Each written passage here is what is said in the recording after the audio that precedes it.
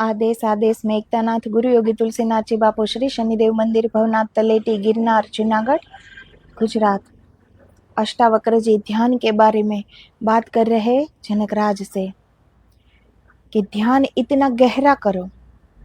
ध्यान जब इतना पक जाएगा तब आखिर में ध्यान भी गिर जाता है। ध्यान भी कोई पकड़ने की वस्तु नहीं है। अगर कुछ भी पकड़ा हुआ है तो फिर मुक्ति कैसी। तो वो समझा रहे हैं कि ध्यान भी गिर जाता है। जैसे पेड़ पर एक फल पक जाता है तो वो गिर जाता है, इसी तरह ध्यान भी इतना गहरा हो जाता है, वो ध्यान पक जाता है तब ध्यान भी गिर जाता है। और अगर ध्यान न गिरे तो फिर समझना चाहिए कि वो ध्यान इतना गहरा था ही नहीं।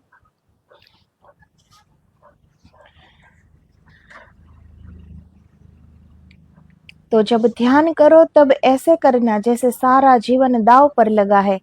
तभी उस महाघड़ी का आगमन होगा, वह महासौभाग्य का क्षण आएगा जब तुम पाओगे अब विसर्जन का समय आ गया।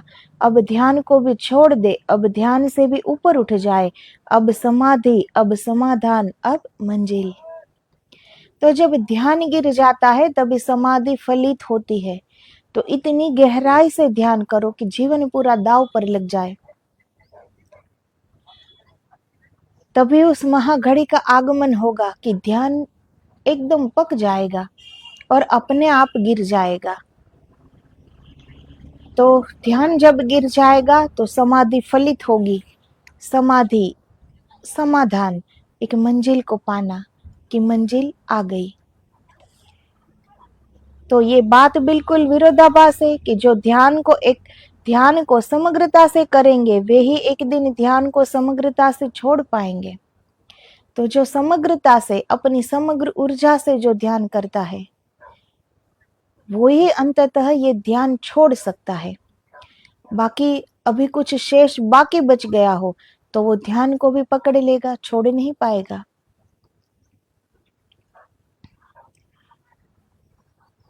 और जिन्होंने ऐसे ऐसे किया, कुनकुने किया और कभी उबले नहीं और भाप न बने, उनकी कभी छोड़ने की घड़ी न आएगी, वे इसी किनारे अटके रह जाएंगे। जैन शास्त्रों में कथा है, एक साधु स्नान कर रहा था और वह देख रहा है कि एक आदमी आया, वह नाव में बैठा पतवार चलाई, लेकिन कुछ हैरान है, वह साधु हंसने लगा। उस आदमी ने पूछा कि मेरे भाई, तुम्हें शायद पता हो मामला क्या है, यह नाव चलती क्यों नहीं। उस साधु ने कहा कि सज्जन पुरुष महाशय, नाव किनारे से बंधी है, पतवार चलाने से कुछ भी न होगा, पहले खूंटी से रस्सी तो खोल लो। तो फिर ऐसा हो जाता है जैसे नाव खूंटी से बंधी है और फिर कितना ही पतवार चला ले नाविक, तो क्या नाव चल पाएगी, क्या उस किनारे पहुंच पाएगी। तो कुछ भी अभी बंधा हुआ हो, चाहे वो ध्यान ही क्यों ना हो, अभी हम ध्यान से भी बंधे हुए हैं, तो फिर उस किनारे हम कैसे, हमारी नाव, हमारे ये जीवन की नैया उस किनारे कैसे पहुंचेगी जब ध्यान की खूंटी से भी हम बंधे होंगे। कहीं ना कहीं अगर बंधन होगा तो कभी ना छूट पाएंगे हम। तो वो साधु कहते हैं कि अभी नाव खूंटी से बंधी है, पतवार चाहे कितना भी चला लो, नाव नहीं चलेगी, पहले नाव को खूंटी से छोड़ो तो सही।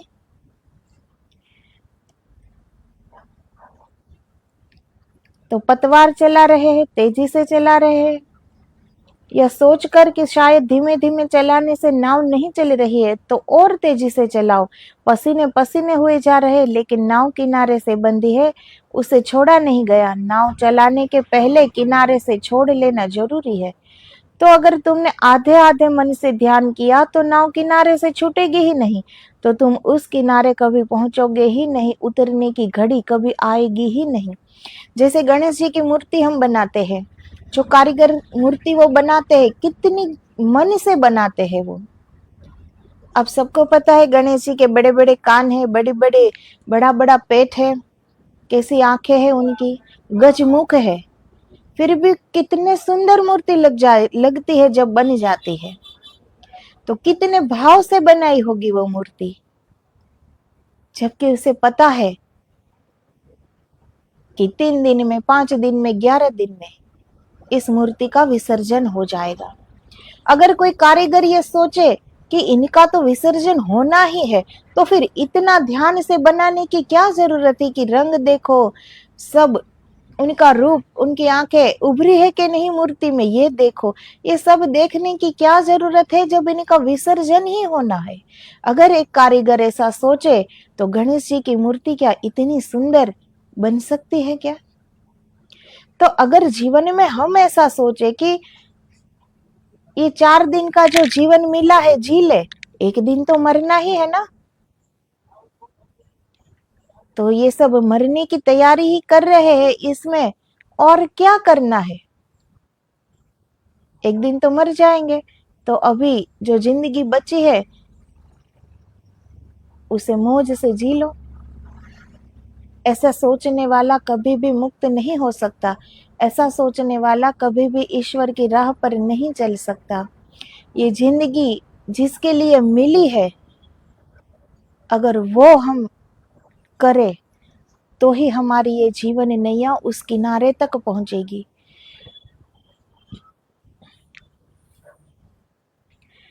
अष्टावक्र जी ने जनकराज को कहा कि सब बंधन है।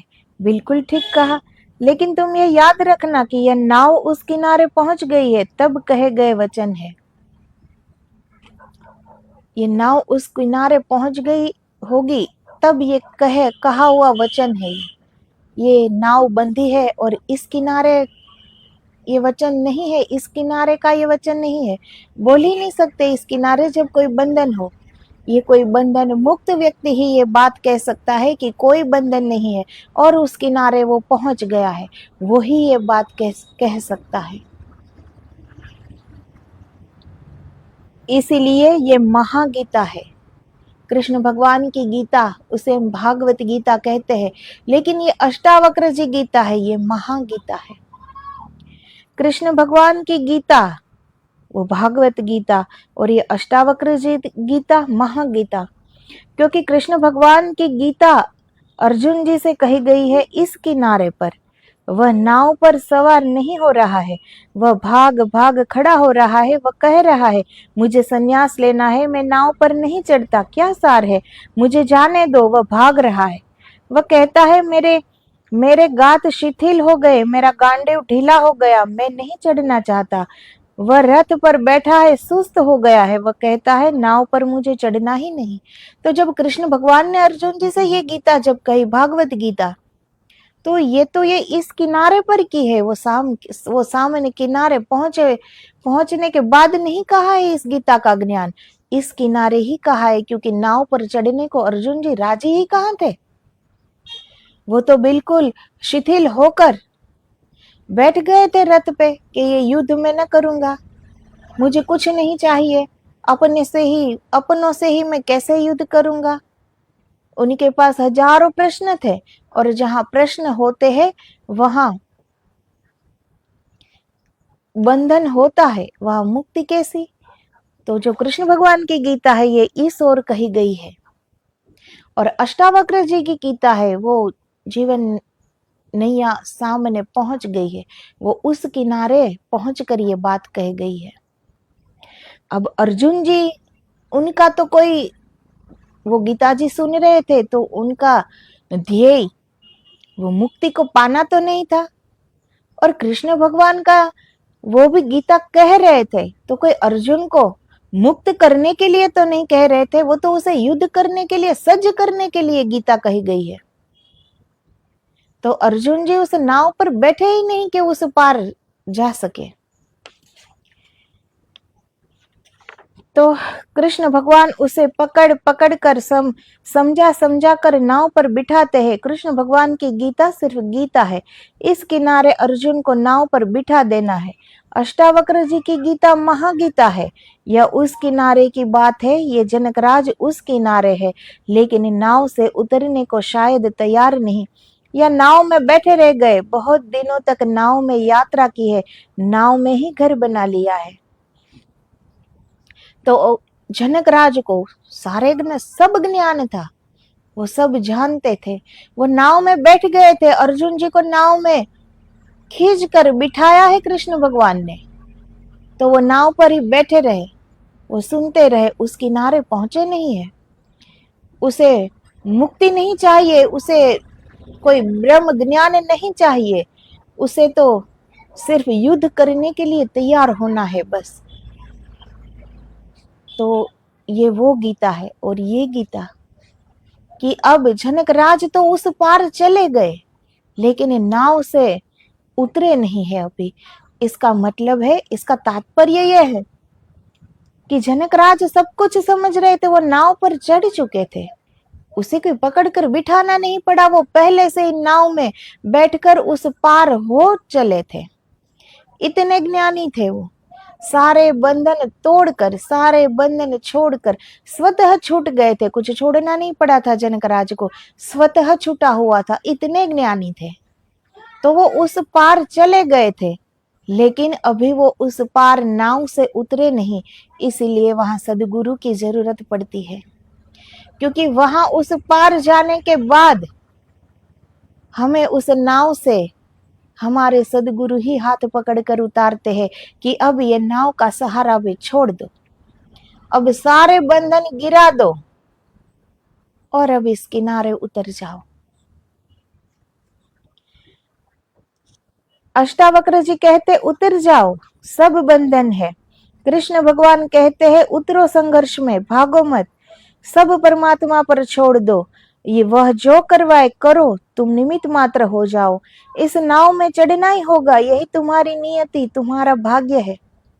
तो अष्टावक्र जी कहते हैं कि सब बंधन है, सब कुछ छोड़ दो।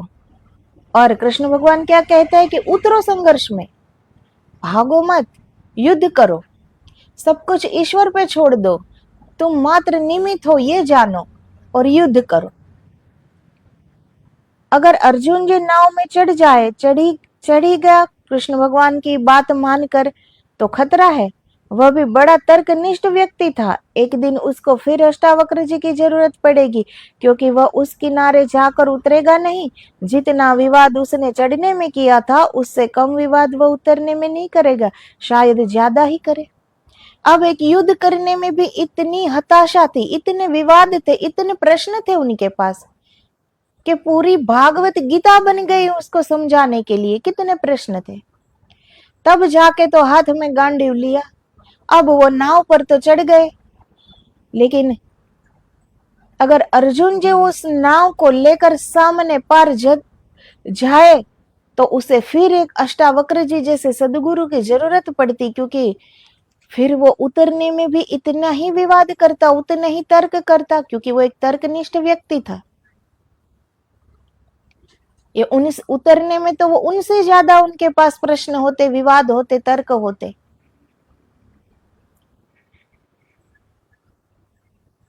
क्योंकि वह कहेगा कृष्ण भगवान चढ़ा गए हैं, अब उतरना एक तरह की गद्दारी होगी, या तो अपने गुरु के साथ धोखा होगा। बा मुश्किल तो मैं चढ़ा था, अब तुम उतारने आ गए, मैं तो पहले ही कह रहा था कि मुझे चढ़ना नहीं है, यह भी क्या खेल है। अब अर्जुन जी अगर उस किनारे चले भी जाए तो फिर वो उतरेंगे नहीं, वो नाव पे ही रहेंगे, क्योंकि बड़े तर्कनिष्ठ है। ये बात उसके समझ के बाहर है कि सब कुछ छोड़ना पड़ता है। ये कहेंगे कि कृष्ण भगवान ने इस नाव पर चढ़ाया है, अब उतरूंगा तो गद्दारी कहलाएंगी, अब उतरूंगा कैसे। लेकिन उसे उस मुक्ति का पता ही नहीं, क्योंकि वो ज्ञान उसे नहीं मिला। ज्ञान उसे इतना ही मिला है कि सब कुछ ईश्वर पर छोड़कर तुम एक निमित्त हो, ये जानकर ये युद्ध करो। इतना ही ज्ञान दिया है कृष्ण भगवान ने, कोई मुक्ति का ज्ञान नहीं दिया है, कोई ब्रह्म का ज्ञान नहीं दिया है। इसीलिए अर्जुन जी ये बात समझ भी तो नहीं सकते ना।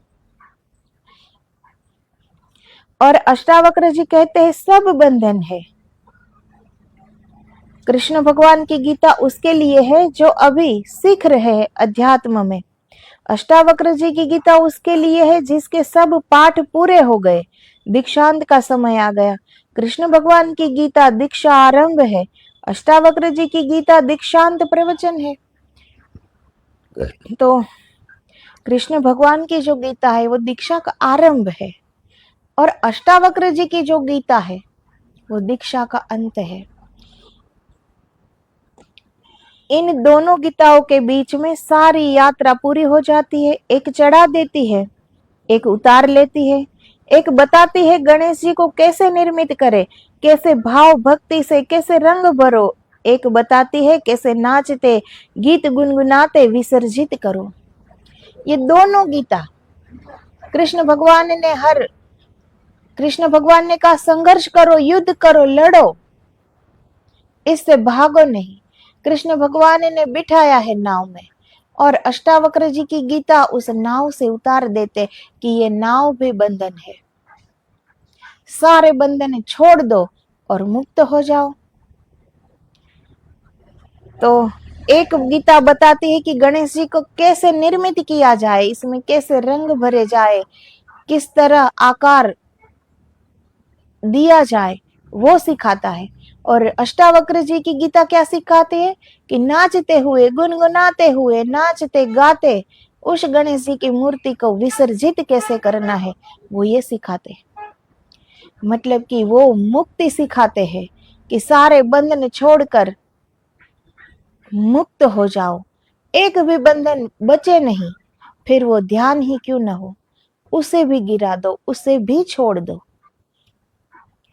ऐसा जन्म और मृत्यु के बीच जीवन है, ऐसे ही नाव में चढ़ने और नाव में उतरने के बीच परमात्मा का अनुभव है।